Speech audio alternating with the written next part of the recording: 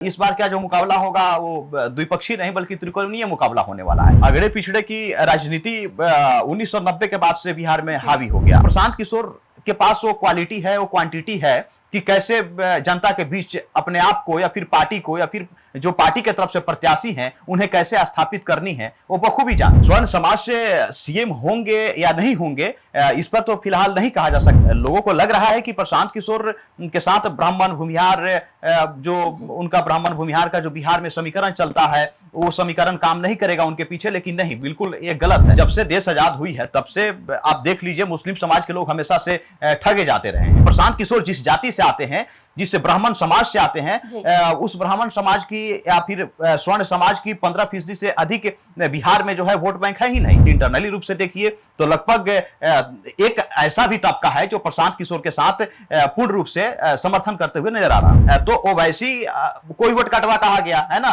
और प्रशांत किशोर को भी अब कहा जा रहा है। तो 20 के चुनाव में ओवैसी थे, 25 के चुनाव में प्रशांत किशोर हैं। हर एक जाति, हर एक समूह के लोग, हर एक धर्म के लोग बिहार में हैं, और खास करके बिहार में जातिवार ही चुनाव होती है। आप टिकट बंटवारे को लेकर के देख लीजिए, 1990 से पहले कांग्रेस के साथ मुस्लिम हुआ करते थे। 1990 से 2005 तक मुस्लिम समाज के लोग लालू यादव को खुलकर समर्थन देने का काम किया। रही बात प्रशांत किशोर की, तो प्रशांत किशोर वोट काटेंगे और हो सकता है लोगों का रुझान प्रशांत किशोर के पार्टी जनसुराज की तरफ जा सकता है। याद कीजिए भूरा बाल साफ करो का उन्होंने नारा दिया था, वो नारा हिट हुआ और उसी के जरिए सत्ता में भी लालू प्रसाद यादव आए।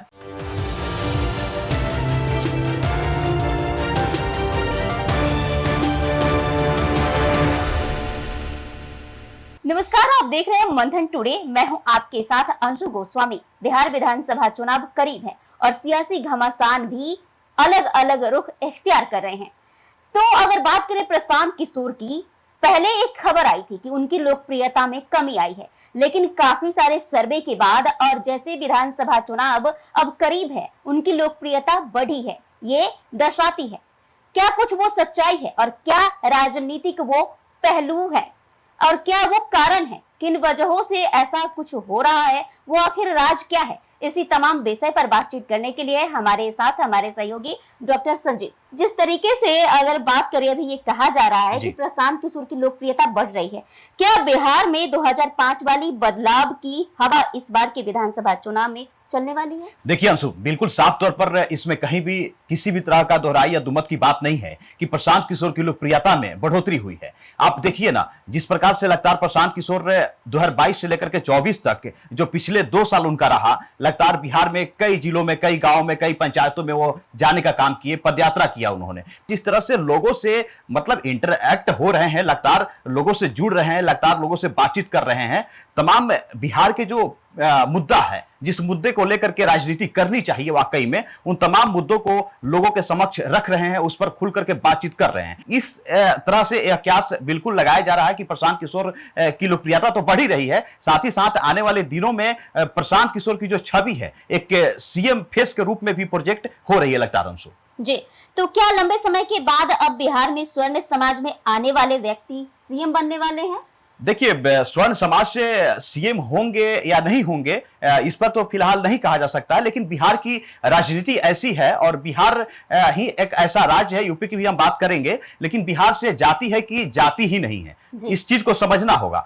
तो 1990 के दशक के बाद से जो लगातार जो समय है, 1990 के बाद कोई भी स्वर्ण समाज से सीएम की कुर्सी तक नहीं पहुंच पाया। तो स्वर्ण समाज के लोगों को भी लग रहा है कि भाई 1990 के बाद से लगातार पिछड़े और दलित एक जीतनराम मांझी बीच में आए, तो इन लोगों को मौका मिला, तो अब शायद स्वर्ण समाज को भी मौका मिलना चाहिए। और स्वर्ण समाज खास करके ब्राह्मण और भूमिहार जाति के जो लोग हैं वो अंदर से ही एक गेम प्लान कर रहे हैं कि भाई हमारे समाज का भी एक मतलब कि सीएम होना चाहिए, लंबे अंतराल के बाद अब हमारे समाज को भी मौका मिलना चाहिए। और बखूबी उन लोगों को लगता है कि प्रशांत किशोर शायद सीएम के कुर्सी तक पहुंच सकते हैं, लेकिन इंटरनली रूप से देखिए तो लगभग एक ऐसा भी तबका है जो प्रशांत किशोर के साथ पूर्ण रूप से समर्थन करते हुए नजर आ रहा है।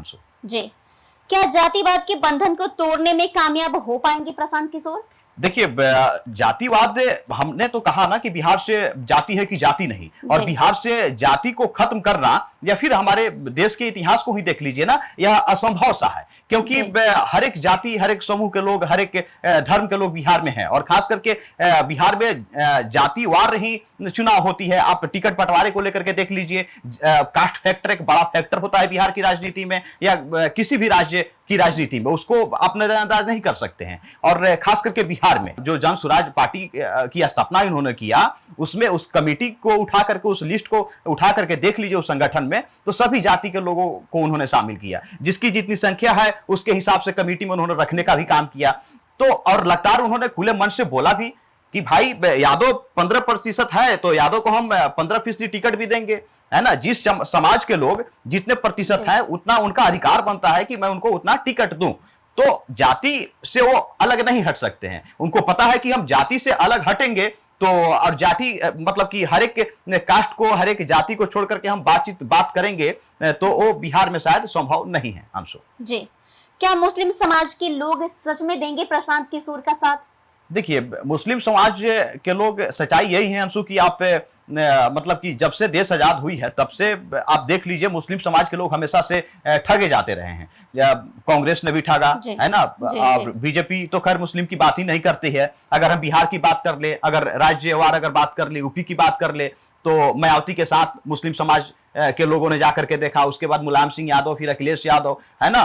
बिहार की बात कर ले तो 1990 से पहले कांग्रेस के साथ मुस्लिम हुआ करते थे। 1990 से 2005 तक मुस्लिम समाज के लोग लालू यादव को खुलकर समर्थन देने का काम किया। 2005 के बाद 2005 में भी एक ऐसा दौर आया कि मुस्लिमों को लगा कि भाई अब हमें लालू प्रसाद यादव का साथ छोड़ना चाहिए, राजद का साथ छोड़ना चाहिए। 2005 के बाद लगातार वो नीतीश कुमार के साथ रहे। लेकिन अभी की फिलहाल की जो स्थिति है, उस स्थिति को मुस्लिम समाज के लोगों ने भापा है कि भाई हमने लालू प्रसाद यादव को ही मौका दिया, नीतीश कुमार को ही मौका दिया, लेकिन जो हमारी हक की बातें होनी चाहिए, जो हमारी अधिकार की जो चीजें होनी चाहिए, वो अधिकार शायद नहीं मिल पाया दोनों के सत्ता में। तो अब शायद एक विकल्प है प्रशांत किशोर, और प्रशांत किशोर के साथ जाने में किसी भी तरह की कोई हिचकिचाहट या फिर दिक्कत नहीं लग रही है मुस्लिम समाज के लोगों को। तो लग रहा है इन लोगों को कि जो हमारी हक और अधिकार होनी चाहिए वो प्रशांत किशोर देंगे। और प्रशांत किशोर ने तो खुले मन से ऐलान भी करते नजर आए हैं कई बार, एक बार नहीं कई बार उन्होंने कहा है कि मुस्लिमों की आबादी 17 से 18% है बिहार में, तो उतनी हम उनको सीट देने का काम करेंगे। लेकिन फिलहाल की ऐसी स्थिति है कि प्रशांत किशोर मुस्लिमों को अपने पाले में करने में लगे हुए हैं, जुटे हुए हैं, लगातार कोशिश कर रहे हैं। लुभावनी बात हो या फिर टिकट बंटवारे की बात हो या फिर अधिकार देने की बात हो। और जन स्वराज में ऐसी बात नहीं है कि मुस्लिम समाज के लोग नहीं हैं, काफी संख्या में जन स्वराज के साथ मुस्लिम समाज के लोग जुड़े हुए हैं। अंशु, तो अगरा पिछड़ा की राजनीति में क्या प्रशांत किशोर पिछड़े समाज के लोग को स्वीकार कर पाएंगे? देखिए, अगड़े पिछड़े की राजनीति 1990 के बाद से बिहार में हावी हो गया। अब इतिहास को आप पढ़िए, इतिहास को आप जानने की कोशिश कीजिए, तो 1990 से पहले खास करके ज्यादातर अगड़े पिछड़े खुल करके उसकी राजनीति नहीं हो पाती थी, है ना। जगदेव प्रसाद ने इसकी शुरुआत किया था अगड़े पिछड़े की नारा दे करके। उसके बाद लालू प्रसाद यादव ने मतलब कि इसमें लालू प्रसाद यादव को सफलता मिली इस नारे के साथ। लालू प्रसाद यादव ने 1990 में जब सत्ता में आए, जब याद कीजिए भूरा बाल साफ करो का उन्होंने नारा दिया था, वो नारा हिट हुआ और उसी के जरिए सत्ता में भी लालू प्रसाद यादव आए। यानी कि भूमिहार, राजपूत, ब्राह्मण और लाला को मतलब कि बिहार की राजनीति और सत्ता से बेदखल करो, उनका इन द सेंस कहने का अर्थ था, और उसमें सफलता भी मिली। तो पिछड़ों की राजनीति, क्योंकि बिहार में जो है 85% पिछड़ों की संख्या है और एक बड़ा संख्या है, जिधर वो जाए उधर उसकी सरकार बनेगी। तो इसका बखूबी फायदा लालू प्रसाद यादव ने भी उठाया, नीतीश कुमार ने भी उठाया। और रही बात प्रशांत किशोर की, तो प्रशांत किशोर अगड़ा पिछड़ा करके राजनीति में उनको पता है कि हम काबिज नहीं हो सकते हैं, क्योंकि प्रशांत किशोर जिस जाति से आते हैं, जिस ब्राह्मण समाज से आते हैं, उस ब्राह्मण समाज की या फिर स्वर्ण समाज की 15% से अधिक बिहार में जो है वोट बैंक है ही नहीं। तो अगड़े पिछड़ों की तो हम बात कर ही नहीं पाएंगे। इसलिए सभी समाज के लोगों को, सभी जाति के लोगों को हमको एक साथ लेकर के चलना होगा, चाहे वो टिकट बंटवारे की बात हो या फिर अपने पार्टी में स्थान देने की बात हो। तो अगर बात करें सबसे अधिक किस पार्टी या गठबंधन के वोट बैंक को तोड़ने में सफल हो पाएंगे प्रशांत किशोर? देखिए, सीधे तौर पर प्रशांत किशोर के साथ भले ही स्वर्ण समाज खुल करके मतलब कि सामने नहीं आ रहा है, लेकिन स्वर्ण समाज इंटरनली रूप से प्रशांत किशोर के साथ है, खड़ा है। लोगों को लग रहा है कि प्रशांत किशोर के साथ ब्राह्मण भूमिहार जो उनका ब्राह्मण भूमिहार का जो बिहार में समीकरण चलता है वो समीकरण काम नहीं करेगा उनके पीछे, लेकिन नहीं, बिल्कुल ये गलत है। अभी का एक आप डाटा देखिए, लोगों से बातचीत करके देखिए, जो ब्राह्मण भूमिहार समाज से खास करके आते हैं, उन लोगों से जो युवा क्लास के हैं, वो लोग सारे के सारे लोग प्रशांत किशोर के साथ हैं और जन स्वराज का प्रचार में लगे हुए जन स्वराज के समर्थन में बात करते हैं, क्योंकि उन्हें पता है कि भाई ये अच्छा मौका है। कल तक हमारे समाज का कोई बंदा आगे मतलब फ्रंट फुट पर खेलने वाला नहीं था, एक प्रशांत किशोर आया। हर एक जाति की बिहार में पार्टी है, कुर्मी जाति के देख लीजिए, कहा जाता है नीतीश कुमार हैं, यादव की देख लीजिए लालू प्रसाद यादव तेजस्वी हैं, है ना, माझी समाज के लोगों को जीताराम माझी हैं, पासवान समाज के लोगों का चिराग पासवान है ना, मुकेश साहनी की भी पार्टी है, साहनी समाज के लोगों की, कुशवाहा की भी उपेंद्र कुशवाहा नेता बने हुए हैं। तो सभी समाज के लोगों की अलग अलग छोटी बड़ी पार्टियां हैं बिहार में लोकल स्तर पर। तो उनको भी लग रहा था कि भाई